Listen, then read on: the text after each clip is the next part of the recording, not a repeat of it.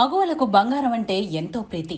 ఇంట్లో ఏ చిన్న ఫంక్షన్ జరిగినా మహిళలు ఎక్కువగా బంగారం కొనుగోలు చేసేందుకే ఇంట్రెస్ట్ చూపిస్తుంటారు. అలాంటి బంగారం ధరలు మాత్రం స్థిరంగా ఉండవు. రోజువారీగా బంగారం, వెండి ధరలు మారుతూ ఉంటాయి.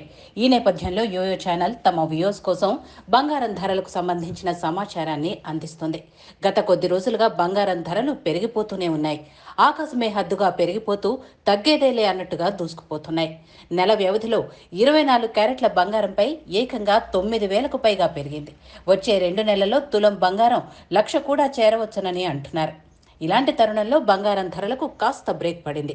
పసిడి ప్రియులకు ఊరటనిస్తూ ఇవాళ రేట్లు స్వల్పంగా తగ్గాయి. ప్రస్తుతం 22 క్యారెట్ల తులం బంగారం రూ. 10 తగ్గి రూ. 67,940కు చేరగా 24 క్యారెట్ల బంగారం ధరపై రూ. 10 తగ్గి రూ. 74,120కు చేరింది. కిలో వెండిపై రూ. 100 తగ్గింది.